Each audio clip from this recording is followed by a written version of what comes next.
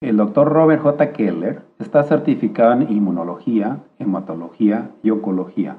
Él ha tenido una distinguida carrera en investigación médica y fue nombrado uno de los 2000 científicos sobresalientes del siglo XXI. Además de su práctica médica, ha servido en las facultades de reconocidas universidades médicas, en la Facultad de Medicina de Wisconsin y otros colegios médicos. También ha servido en los paneles de revisión científica del Instituto Nacional de Salud y Administración de Veteranos.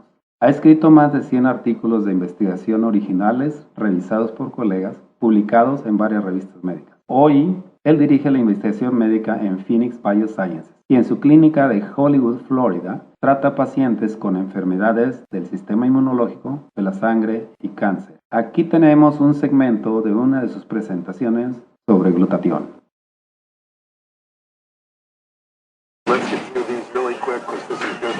Have to get CMEs, and I have to tell you that I am on the Speakers Bureau for GSK, GlaxoSmithKline, and also a nutritional consultant for an HIV nutritional company named Biosource Therapeutics, which has nothing to do with what I'm talking about today. What I'd like to talk to you about is something that I find thoroughly fascinating.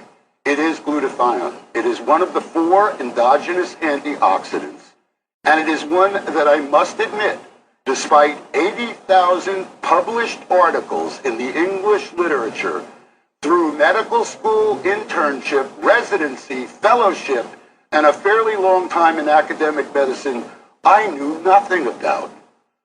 It is a very interesting molecule because it exists in an accelerated or increased energy state.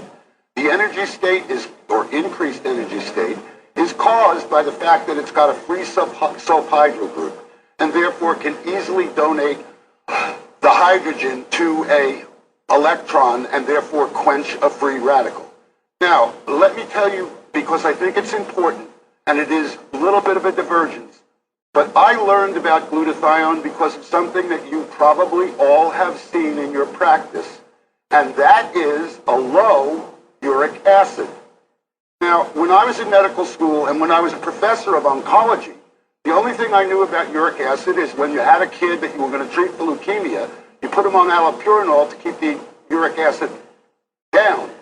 I knew nothing about uric acid being low, except it kept appearing, and it appeared in about 20% of my patients, and that just didn't make sense. So I finally went into PubMed, and after stumbling around for a long time, I found out that uric acid is the last antioxidant your body uses when it's run out of everything else. When it's run out of gas, okay, it uses uric acid. Interesting. So if that's the last, the question then, what was the first? And that is where I got into glutathione. I've been coming to some of these meetings for a while, and glutathione is very important for a number of things, not all of which I'm going to go into today. But in point of fact, it has a great deal to do with not only well-being, okay, but aging well, or if you will, retarding the aging process. So I think it's very applicable. I'd like to, at the risk of repeating things that you already know, go over some of the things that glutathione is important about. Alone in the antioxidant world, okay, every other antioxidant, when it becomes oxidized, becomes itself a free radical. Glutathione doesn't. It actually recycles other antioxidants. In fact, the body considers it so important that up to 6% of the entire ATP expenditure or energy expenditure of the body may be used to synthesize and optimize glutathione levels. That's pretty impressive, 6% of the entire energy output of the body. It is also the only non-enzyme antioxidant that doesn't become a free radical, and in fact has a very interesting corollary when it becomes oxidized, because what happens is it complexes to another spent glutathione molecule, and the compound then becomes GSSG, and GSSG has been shown in animal studies at least to promote and induce delta wave sleep. We all know the importance of that in terms of the aging process, so this, even in its used up form, functions as a very useful product.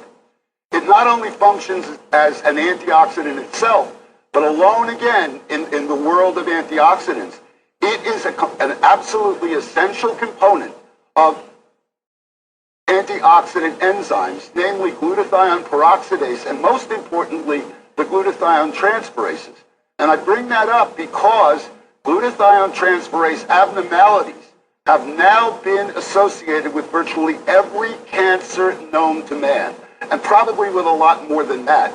And therefore, by promoting the production of glutathione transferases through improving glutathione, we may be doing even more than I'm able to talk about right now. In addition, if that were not enough, let's keep going. It's a chelator. In fact, it's 50% as effective as oral chelation in getting rid of mercury. It has an effect on other heavy metals, but they're not as pronounced as mercury, and mercury is pretty ubiquitous in an environment, so it kind of comes as a freebie. And it detoxifies organic pollutants, perhaps the best known one of which is the 2-carbon fragment that we know as alcohol. And in fact, without glutathione, you ultimately get a hangover because you stop the process at acetaldehyde, which is phase 1 detox, and that in itself is a free radical, and obviously many of us may have felt the effects of that if we didn't have enough glutathione. Now, why is it important in aging? Well, these are old data, and I think they're probably not as robust as they should be, but I'll give you what is available now. Glutathione levels decrease with age. The data would suggest it's 1% a year beginning in the 20s. I think that's too little, too late, but that's only my opinion right now. I haven't proved it. There are some very interesting things, though. Age-matched normals, okay, reveal that anybody at, say, 45 who's had his first heart attack or has asthma or whatever other disease you want to use has a lower glutathione level than somebody of that age who's well. So disease causes decrease in glutathione and an accelerated decrease compared to normals. Glutathione happens to be, and this is perhaps the take-home message, it's the major protector of mitochondrial DNA. Mitochondrial DNA is that DNA within the cells that's responsible, if you will, for the electron transport chain that produces every bit of energy in your body. And we know from pathologic data that if you take a biopsy from a 90-year-old and compare it to a biopsy in a 5-year-old, the mitochondrial DNA in the 90-year-old is only 5% normal compared to the 5-year-old. So obviously we destroy our mitochondrial DNA, we destroy our energy, and we age. Maintenance of normal mitochondrial DNA is directly correlated, and it's got an R value above 9.9 with aging.